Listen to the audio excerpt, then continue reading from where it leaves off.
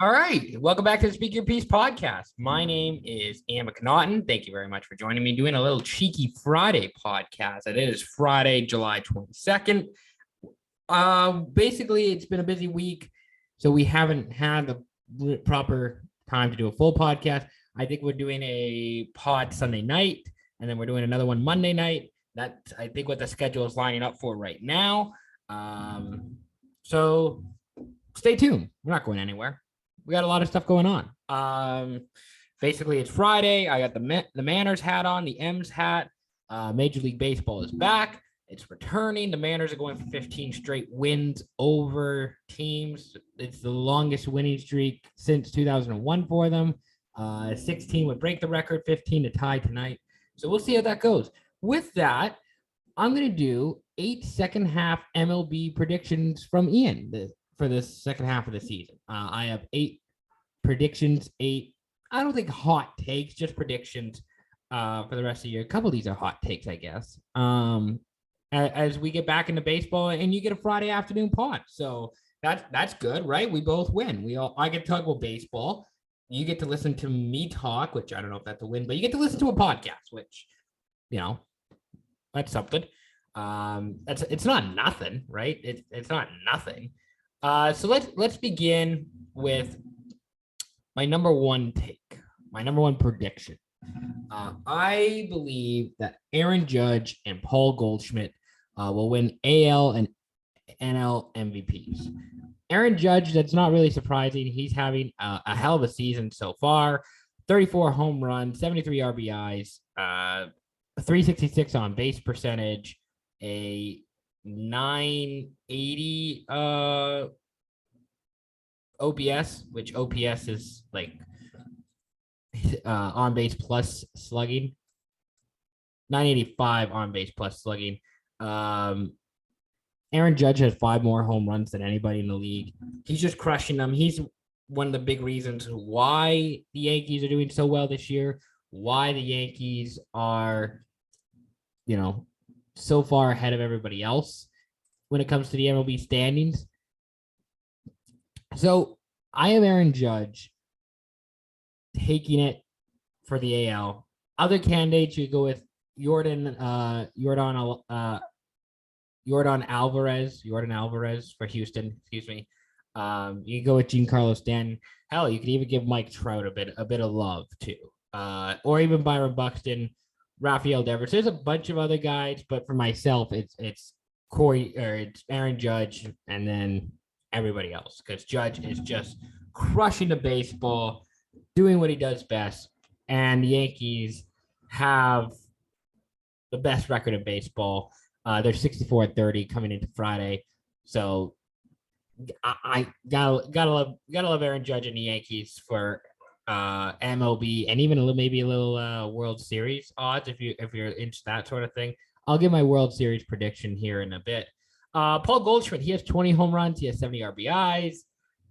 He's got an OPS over 1,000, an on-base percentage of over 400. He has 20 less strikeouts than Aaron Judge, 1 more walk. Paul Goldschmidt, it's a really interesting case study with Paul Goldschmidt because he was somebody who was doing really well in Arizona. He's a former Diamondback. He got traded to St. Louis, I want to say 2018, 2019. He was kind of one of those guys that St. Louis acquired to kind of turn around, to turn around from the old roster to the new roster. Because with St. Louis, they had Yadier Molina, Albert Pujols, Adam Wainwright, Chris Carpenter, all those guys who helped them get a World Series, but they were just getting old. They were going to cost quite a bit, and they weren't going to be as useful and as valuable as they were in years past. So in 2018, December 2018, the Diamondbacks traded Goldschmidt to St. Louis in exchange for Luke Weaver, Carson Kelly, Andy Young, and a draft pick. And, I remember at the time, there's lots of talk about people saying, he couldn't keep up with the speed because pitchers are throwing faster now. There's increased velocity on fastballs, increased velocity on sliders, and Goldschmidt was one of those guys that he couldn't keep up with it, which, fascinating conversation because Goldschmidt finished the 2018 season, the year before he got traded, with a 290 average, 33 home runs, 95 runs, 83 RBIs. And yeah, like I kind of got why Arizona got rid of him because they didn't see themselves, I guess, as contenders, and they were looking to restock the coverage a little bit in terms of prospects. But so far, this trade has gone really well for St. Louis. It's really worked out well in terms of just having a player in his prime do well. He got a Gold Glove last year with St. Louis. He was an All-Star this year. He's an All-Star this year. You know, a lot of people are gonna say that he's not a superstar, and that's probably true. He's probably not a top player in Major League Baseball, but he's having a really good year hitting the ball. He's again, got 20 home runs. He's got a over 400 on base percentage.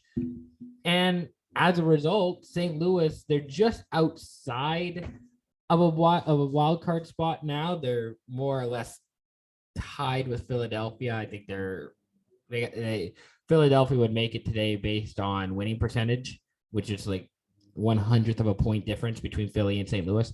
But there's a good chance St. Louis gets in just because of how well Goldschmidt and the rest of the team has been doing. But Goldschmidt, I mean, he gets my vote for NL MVP. You could go with somebody like Pete Alonso, who's having a really good year with the Mets. Yeah, I mean, Mookie Betts is another great choice. And those guys are probably going to get more love because those guys are bigger names. They're more prominent than Goldschmidt is. Goldschmidt's not a big national name. I mean, he's played in St. Louis and Arizona in his career. He's always been a good but never great player. But this year, I think, with how he's helping St. Louis, I think you have to give him the respect and the nod. And I'm giving him, if I had a vote, I would give it to Paul Goldschmidt. He'd be my pick. And there's some people who might even say, with how well Nolan Arenado is doing at third base for the Cardinals, that he might take away some of the votes from Goldschmidt, which is possible, totally possible. But I'm going with Paul Goldschmidt. Really good resurgence, solid year for Goldie and the Cards. So you like to see that. It's good for St. Louis, good for Cardinals, and good for Paul Goldschmidt to get some recognition, to be acknowledged for the work that he's put in. All right, so that's my first. Those are kind of two predictions, but it's kind of based along the lines of MVPs. Who are my MVPs? My second prediction is kind of along those same lines of Cy Young Award winners, who are going to be the best pitchers this year. I have Justin Verlander winning the AL Cy Young and Sandy Alcantara winning the NL Cy Young. Speaking of guys who have had resurgent seasons, Justin Verlander with the Houston Astros. He's got a 1.89 ERA.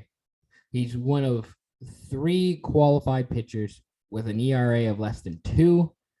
He has pitched 109 innings. He's given up 19 walks, struck out 108 batters. He's got a 12-3 record this year. You can make the argument, and I see where you're coming from if you want to give it to Shane McClanahan, who is the starting pitcher for the Tampa Bay Rays, who started the All-Star game earlier this week for the AL. But I feel like at age 39, Verlander is a guy that a lot of people like. A lot of the media like him. The story is great. He missed all of last year, recovering from Tommy John. and he's back leading the way for the Astros. He's back, being that guy, being that ace, being the old Justin Verlander that we know. And he's got my vote for AL Cy Young. We'll see what the second half of the season holds. Hopefully, he keeps up. He can keep performing as well as he is. I know he's on the Astros, and I have a bit of a beef with the Astros for what they did many years ago. But for Verlander himself, I think it's a really cool story. I think it's really exciting, and it gets people interested in baseball. And no offense to Shane McClanahan or, Alex Manoah is another guy who might get a little bit of Cy Young love. Those guys are 25 and 24. They will have plenty of opportunities, I would say, down the line. Verlander at 39, this is maybe his last dance per se of going to win a World Series, possibly, maybe. Who knows? He might, because of the Tommy John, he might try and make 2 or 3 more years after this one out of it. And I wouldn't be surprised by that because he's a very competitive guy. But I just think in this situation, it's Justin Verlander for the AL Cy Young. He was an all-star this year, first time since 2019.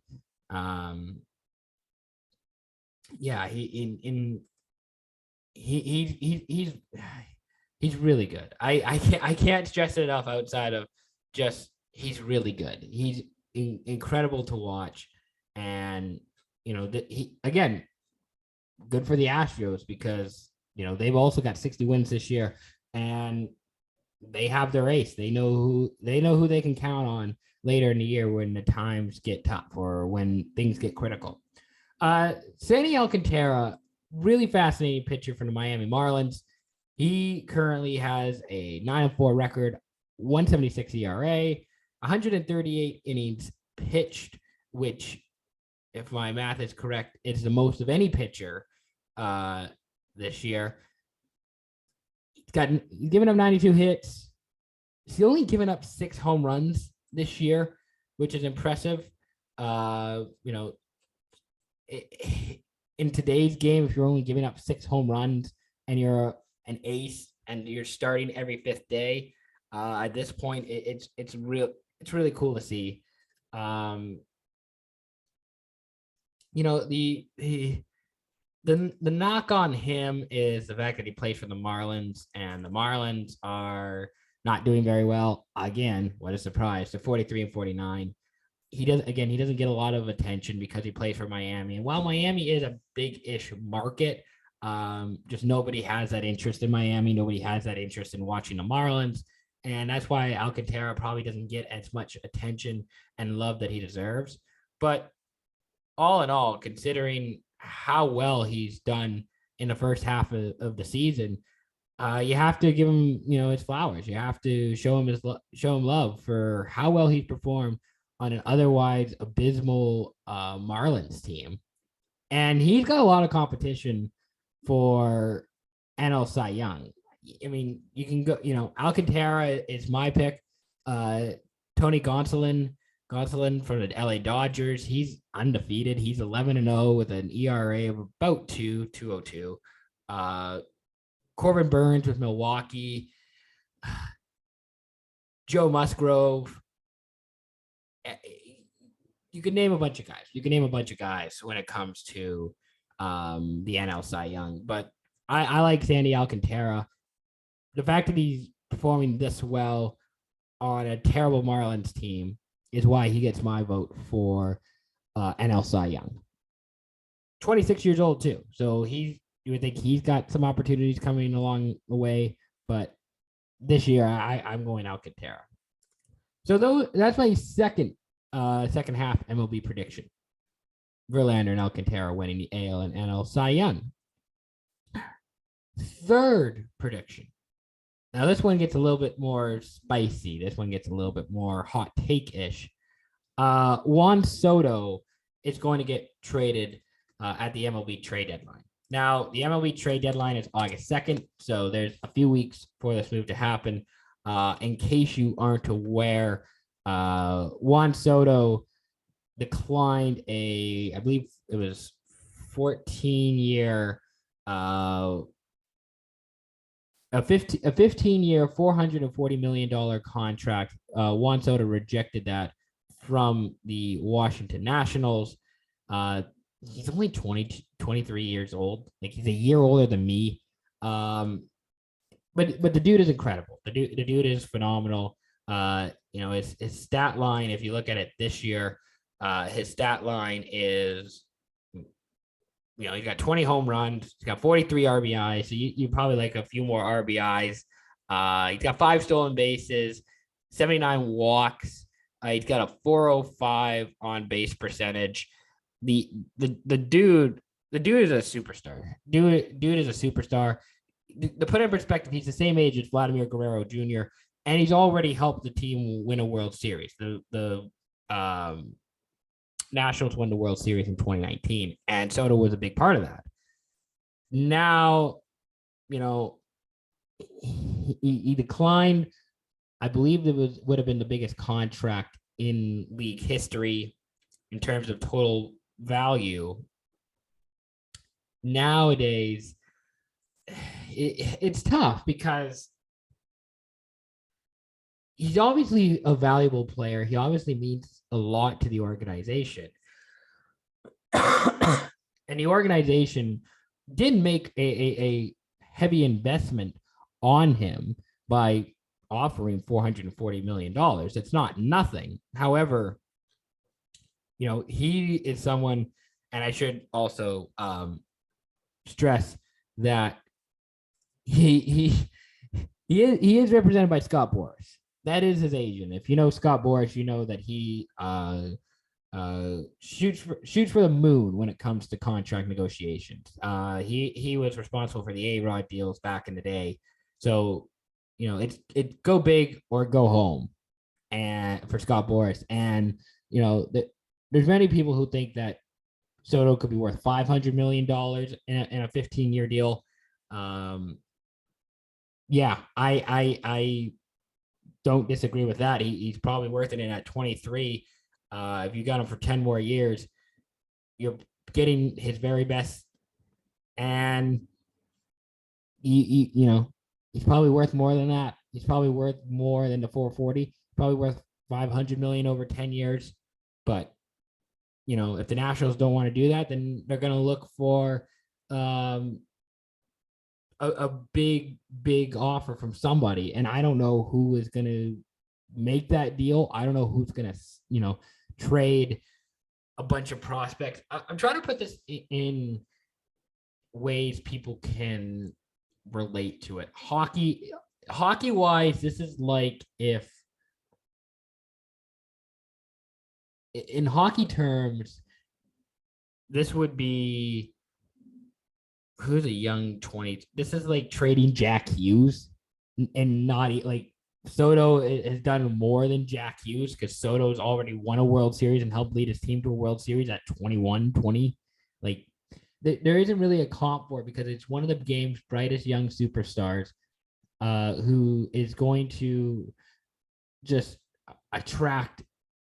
He's going to attract so much in a trade. I don't know who's going to pay it.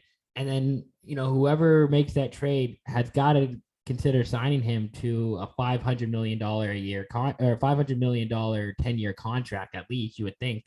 So we'll see. I don't know who that team is. I don't know how it happens, but I do believe that Soto is going to get dealt in the next few weeks. I can't think this is going to go on much longer. And maybe this deal gets done in the offseason. Maybe I'm wrong, but for the Nationals' sake, you want to get this done now so you can get this off your chest, and you don't have to worry about it. But what's funny about that is that when you make a deal like this, it's going to be on your resume. Whoever the GM is of the Nationals, it's going to be on your resume, and it's going to leave a mark on your franchise for a long time when a young star isn't playing for your team.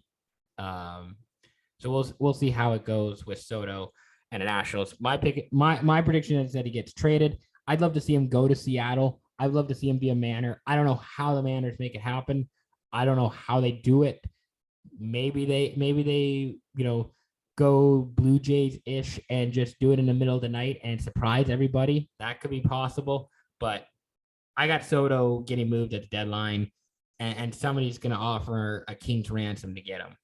Don't know who, but somebody. So that's my third prediction. Juan Soto gets traded at the deadline.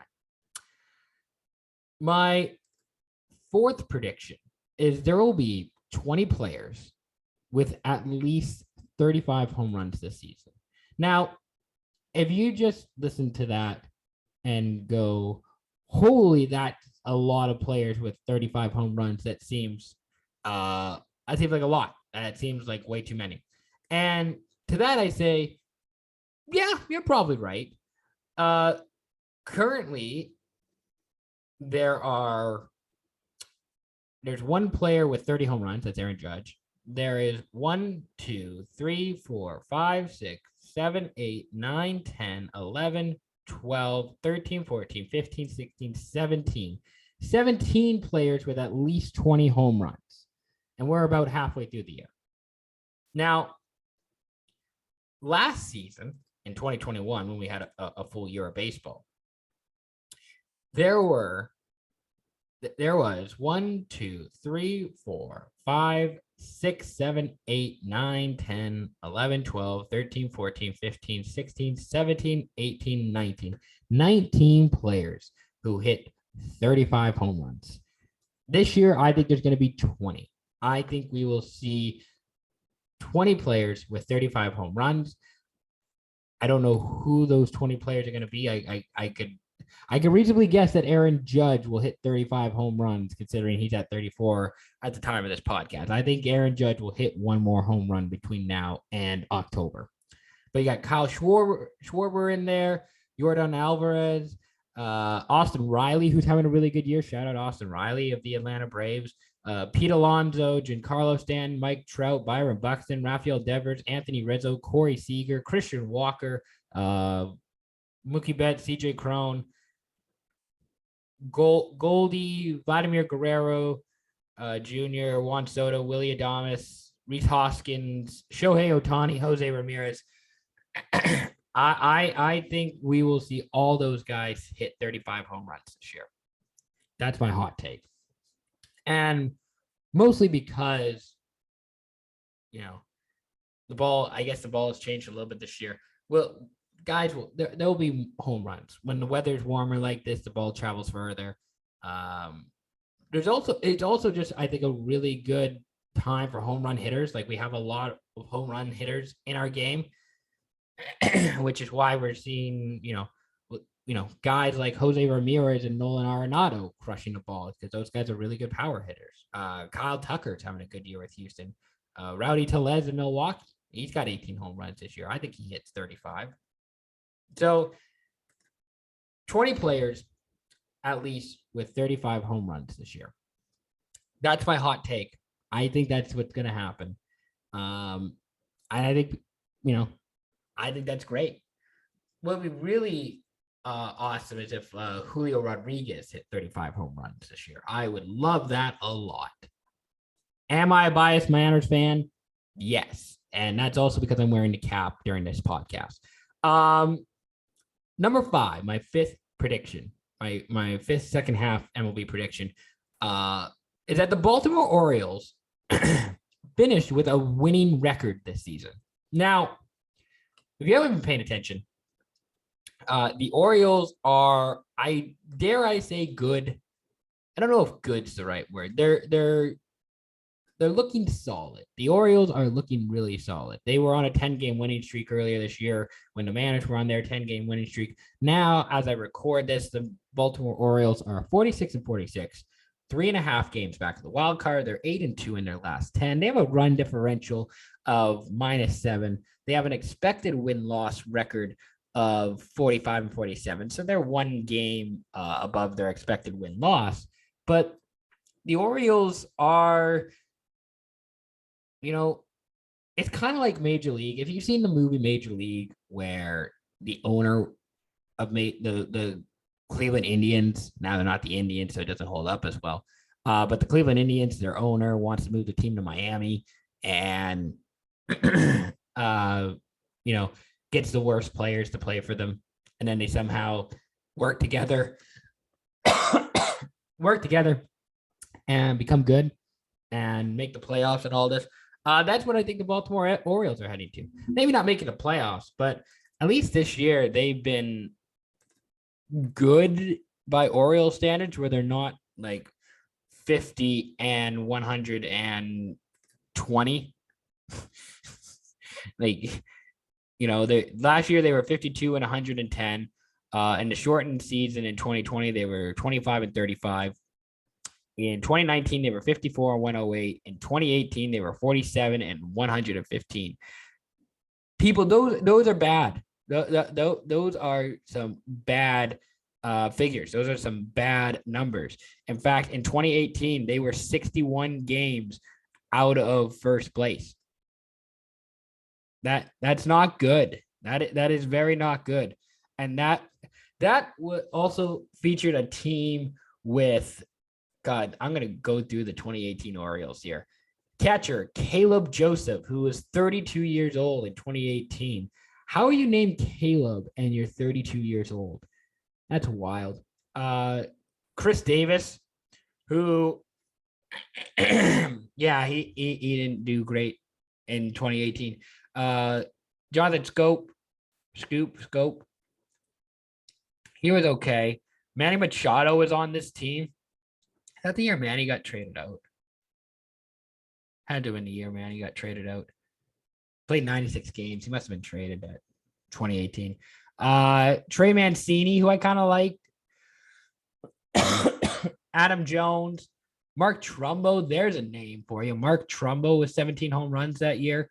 Tim Beckham, Danny Valencia, Jonathan Villar, Cedric Mullins, everybody's new favorite center fielder besides Julio Rodriguez, Cedric Mullins. Colby Rasmus played 18 games for this team.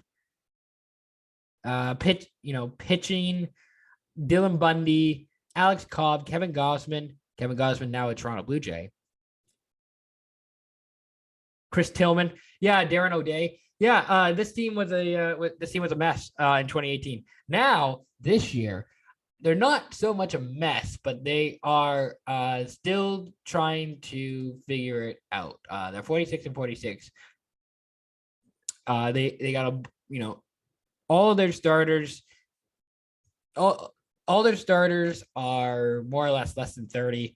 Except for Robertson Chirinos, but I think we're seeing more appearances from catcher Adley Rutschman, who's catcher who was drafted first overall several years ago. But you got Ryan Mountcastle, first baseman. I like Ryan Mountcastle.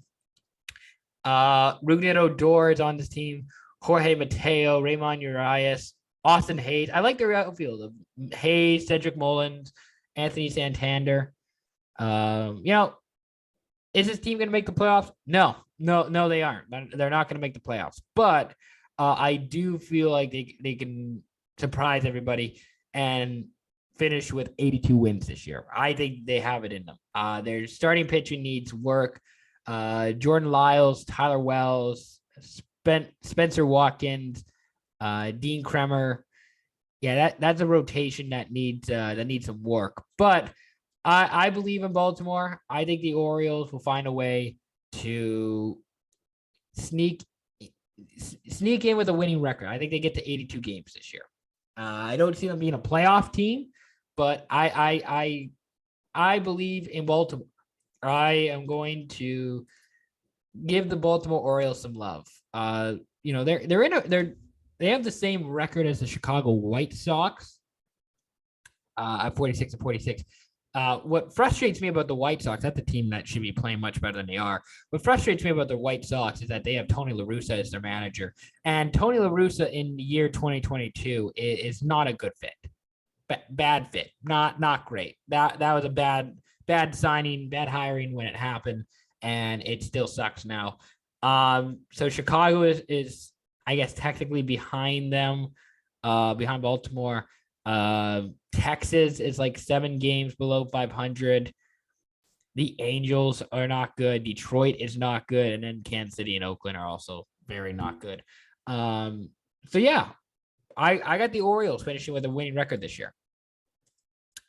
My number 6 hot take: the St. Louis Cardinals make the playoffs. Now the Cardinals are pretty much tied with Philadelphia. Philly has technically a better winning percentage. I think I mentioned that.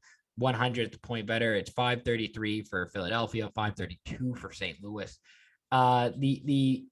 The Cardinals, I'm rooting for the Cardinals because they have a lot of the old time players that I like. And by old time, I mean guys that I grew up with watching. Albert Pujols is back on the Cardinals.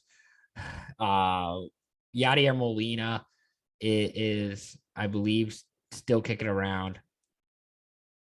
I don't think he's retired yet. And then, Molina's on the DL or the IL now. I guess it's called, not the DL, the IL. And they still have some other quality players. Like I mentioned Goldie earlier, Nolan Arenado, arguably the best third baseman in baseball. Really talented guy. Albert Pujols is DHing, which still feels weird saying DH in the NL. Another guy to know, Jan Yepes. He's on 10-day IL. He's got 11 home runs this year. He's got a 459 slugging percentage, so he likes to hit the ball. Yadi's been okay hitting. Not a great year. He is 39. He is getting on. I think this is his last year. I believe he's retiring after the year. And pitching, I really like their pitching with, Miles McCullough. Adam Wainwright is still kicking around. Steven Matz. It's not had a great year. Matz was a ERA over 6, so he hasn't got a lot of time. Jordan Hicks is he's got an ERA just below 4. I don't know what the bottom of the rotation is going to look like for St. Louis here. The bullpen, the Cardinals bullpen is hit and miss. Leading the team in saves is Giovanni Gallegos. He's got 10. Yeah, I mean, I think they make the playoffs. I think they get enough pitching. They get enough good pitching. The hitting makes up for whatever deficiencies the pitching has. And I mean, the NL, I want to say that the NL is a bit weaker anyways, because after St. Louis, the only other team with a winning record is San Francisco. And you have Miami, Colorado, Arizona, Pittsburgh, Chicago, Cincinnati, and Washington, all with losing records. And for St. Louis, you have Pittsburgh, Chicago, the Cubs, and Cincinnati in the same division. So you should be able to get enough wins from those teams against those teams. And even so, like St. Louis and Milwaukee, like Milwaukee has a 50-43 record. St. Louis is 50-44. It'll be a really fun battle. Milwaukee's a little bit cold. They're 3-7 in the last 10. Milwaukee's a little bit cold. I think they have a better roster on paper than the Cardinals, but maybe the Cardinals have a bit more depth, if that makes sense. The Cardinals have a few more pieces that you could rely upon, if that makes sense. I think St. Louis makes the playoffs, probably as a wild card. Maybe they win a division. I don't know, possibly, but I would be surprised if we don't see the St. Louis Cardinals making the playoffs and giving their old guys, Pujols and Yachty, one last kick at the can for a title. Number 7, my 7th second half prediction: the Seattle Mariners make the playoffs. I have to say this. I'm legally obligated to say this, that the Seattle Mariners will make the playoffs, and they will. I think if the playoffs ended today, they'd be playing Tampa Bay because of how the playoffs work, where there's 3 wild card teams. So let me just confirm before I start talking out of my ass. But Do, do, do, do, do. Yeah, so in the American League, basically it's there's now 3 wild cards in the American League and the NL. There's three wild card teams. Um, it's the 3 versus 6, the 4 versus 5. So now we're kind of going how it is in every other sport, where the third best record plays the team with the sixth best record, and the team with the fourth best record plays the team with the fifth best record. So the Mariners, if they made the playoffs today, they would be playing Tampa Bay, which, I mean, Tampa Bay is always a tough out. Tampa Bay just finds a way to win. You think they have nobody, and then some guy named Shane McClanahan is now the starting pitcher for the AL in the All-Star game, and it's like, who the hell is this guy? But Seattle, they have a better run differential than the Rays. They have a better run differential than Minnesota, but Seattle, I don't know that Seattle's catching Houston. It's a 10-game difference between the Mariners and the Astros in the AL West. I don't think that's happening, but who knows? All I know is that the Mariners are making the playoffs this year. They have a great group of young guys. They haven't even been fully healthy. Once they get healthy, when they ideally get healthy, their roster looks really good with Julio Rodriguez, Ty France, Jesse Winker, Carlos. I don't think Carlos Santana is going to be starting. I'd like to see Dylan Moore or Sam Haggerty get some more action. I think Cal Raleigh is probably the starting catcher, but maybe they get Tom Murphy in. And the pitching has been really good. Like, the Mariners have, I think, the third best team ERA in baseball right now. Like, their Mariners pitching is part of the reason why they're so good. They have the fifth best team ERA at 3.5 earned runs against, which is up there. The only other teams ahead of them are Tampa Bay, the Yankees, the Dodgers, and the Astros. Like, what are you going to do? And the Mariners are competing like 75 cents on the dollar, 50 cents on the dollar compared to all of those teams. When it comes to pitching, like Robbie Ray just added a 2-seam fastball, and now he's getting hot at the right time.